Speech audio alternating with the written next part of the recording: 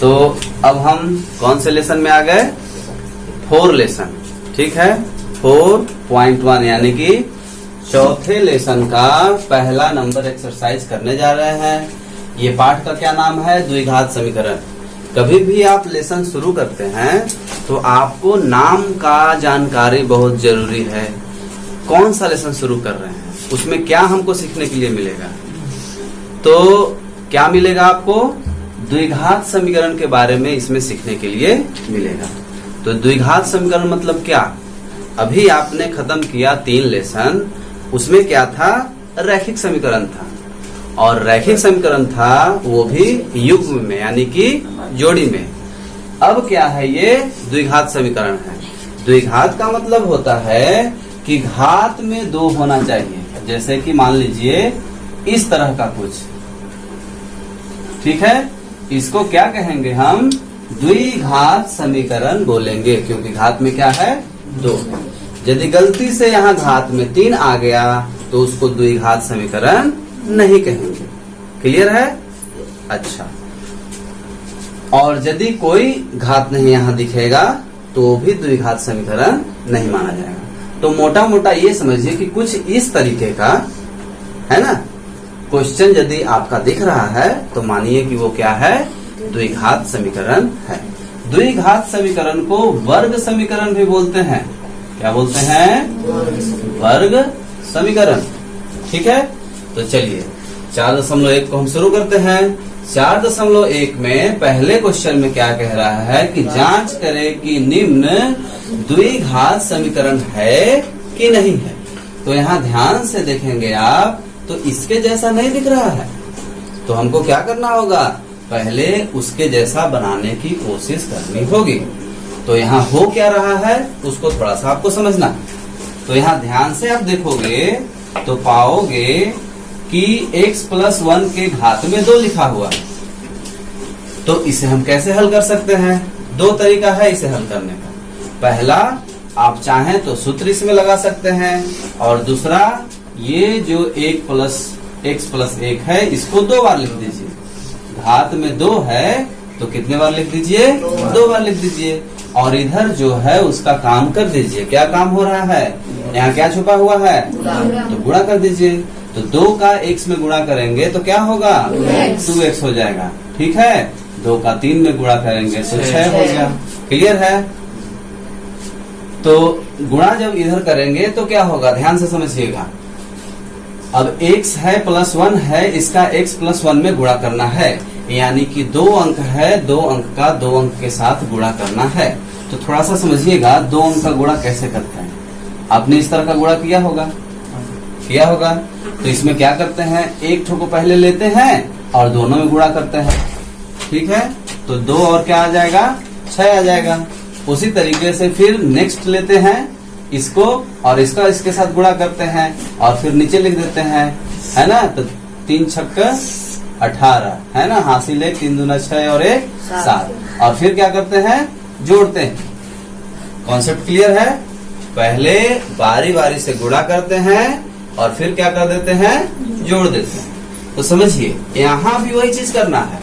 आपको x का गुणा पहले इनमें कर लेना है, फिर 1 का गुणा इनमें करना है और फिर नीचे क्या कर देना है? जोड़ देना है। क्योंकि आप 10th क्लास में पढ़ते हो तो इस तरह से इसका गुणा नहीं करिए। कैसे करिए? ऐसे सीधा सीधा ही करिए। तो चलिए शुरू करते हैं। x का गुणा किसमें कर देंगे? हम इसके साथ करेंगे। ठीक है, और फिर से 1 का गुणा किसमें करेंगे? हम इसी में करेंगे। क्यों? क्योंकि यहाँ गुणा छुपा हुआ है। तो +1 हमेशा ध्यान रखिए कि जब भी संख्या चलेगा तो साथ में अपना चिन्ह लेके चलेगा। ठीक है, तो इसके साथ किसका गुणा करना है? इसी का करना है। क्लियर है?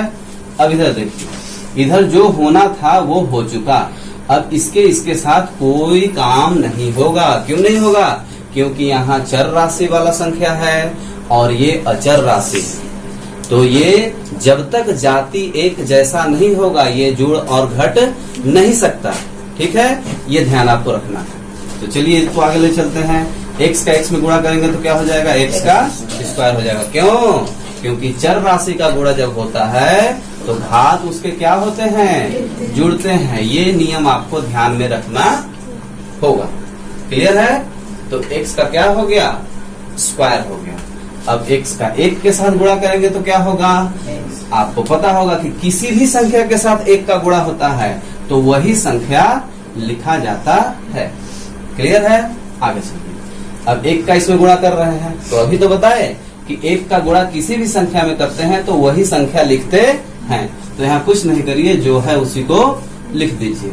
और इधर तो कुछ होगा नहीं, इसको भी वैसे ही छोड़िए। अब क्या हो गया, अब अगला स्टेप क्या होता है कि जोड़ना होता है। गुणा करने के बाद क्या करना है, जोड़ना है। तो जोड़ना है तो वही जोड़ेंगे जो जाति जाति मिल रहा है। तो यहाँ क्या मिल रहा है, एक एक छुपा हुआ रहता है, ध्यान दीजिएगा। तो इसको हम कुछ नहीं करेंगे, इसको जोड़ देंगे। तो एक एक जोड़ेंगे तो क्या हो जाएगा, 2 हो जाएगा।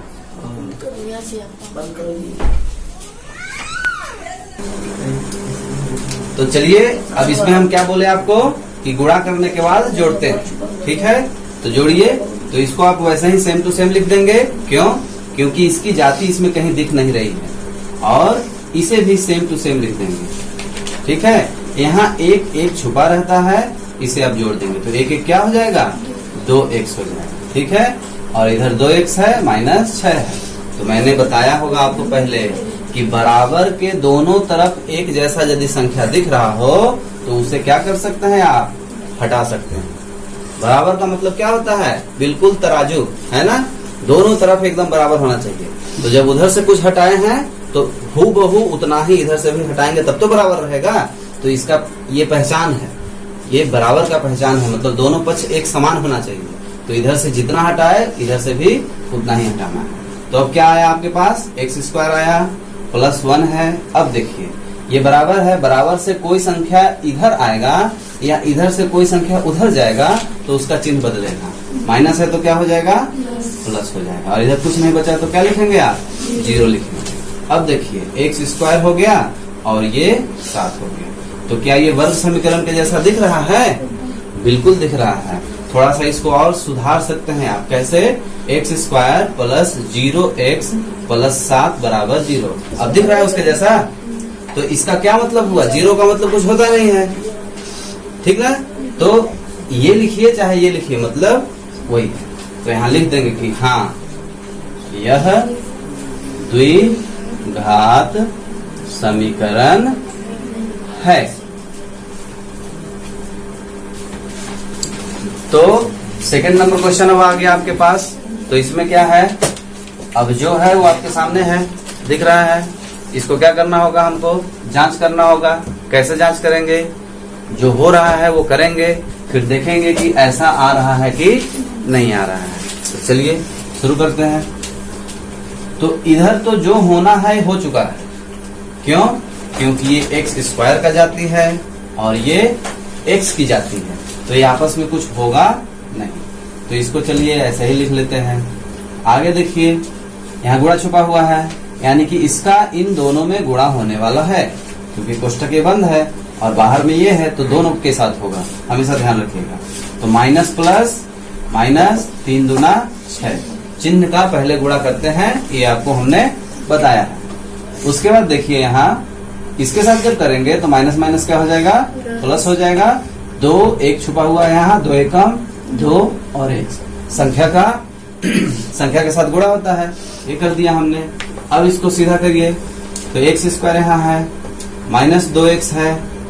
अच्छा आप देखिए ध्यान से, ये दोनों एक जैसा दिख तो रहा है लेकिन काटेंगे नहीं, बोलिए क्यों, क्योंकि ये प्लस में है और ये माइनस में, यानी कि एक जैसा नहीं है ये।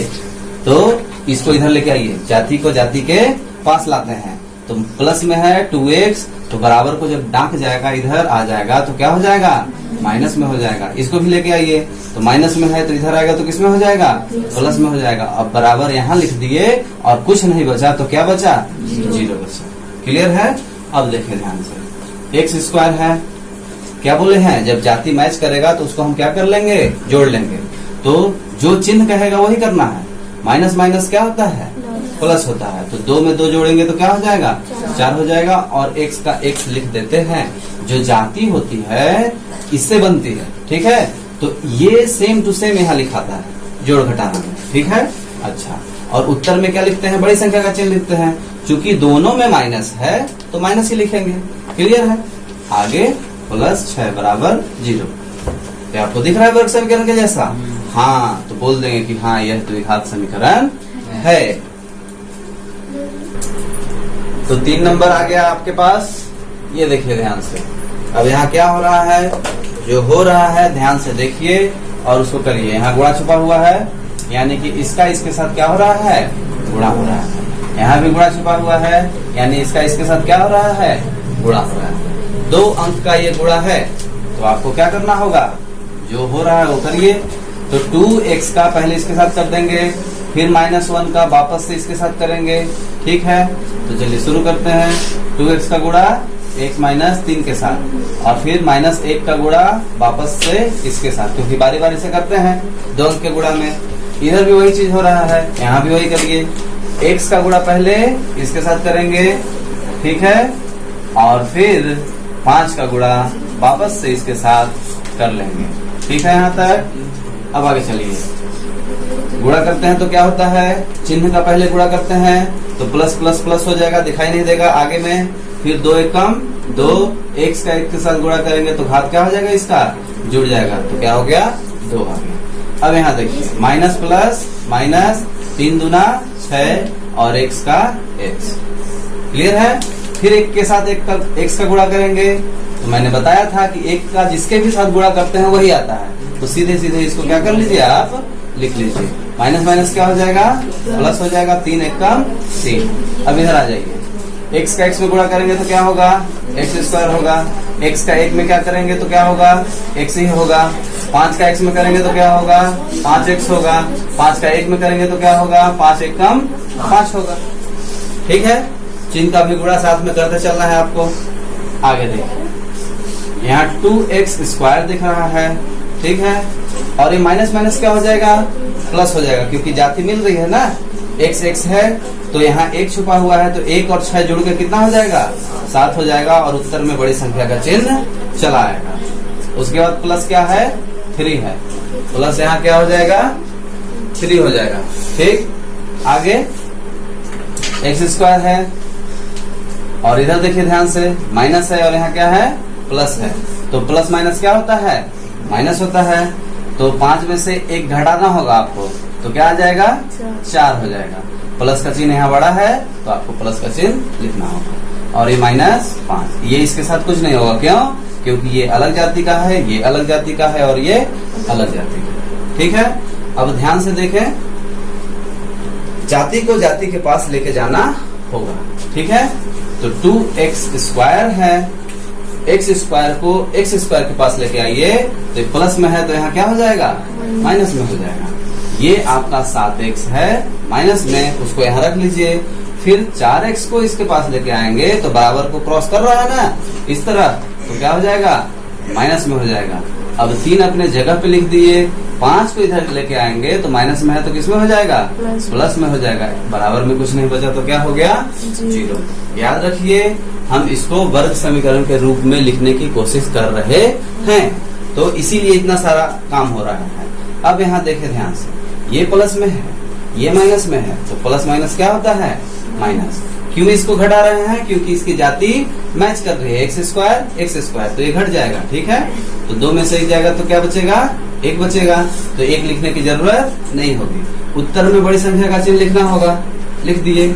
आगे देखिए, माइनस माइनस क्या होता है, प्लस होता है, तो 7 4 जोड़ देंगे तो कितना आ जाएगा, 11 आ जाएगा, और माइनस का चिन्ह यहाँ लिखेंगे, क्यों, क्योंकि बड़ी संख्या का चिन्ह लिखते हैं। अब प्लस प्लस क्या होगा, प्लस होगा तो 5 3 क्या हो जाएगा, 8 हो जाएगा, बराबर 0। तो क्या ये वर्ग समीकरण दिख रहा है, दिख रहा है, तो हाँ बोल दीजिए कि ये वर्ग समीकरण दिख रहा है। ये क्वेश्चन जो है 5 नंबर का क्वेश्चन था, यहाँ गलती से 3 लिखा गया है, ठीक है। ये 5 नंबर का क्वेश्चन है।